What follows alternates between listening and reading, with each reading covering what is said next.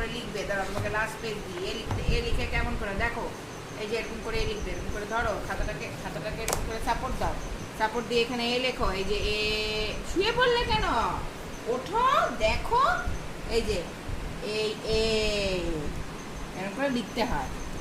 দেখেছো এইটা দেখেছো কেমন লিখেছে, দেখেছো?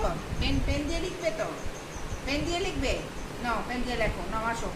তোমার মোবাইলটা তুই ফেলে দিবি স্যার, না মোবাইলটা দিয়ে খেলে না, সব কিছু দিয়ে তোমার খেলতে হবে নাকি? লিখবে, নাও পেন নাও, পেন নাও, পেন নাও।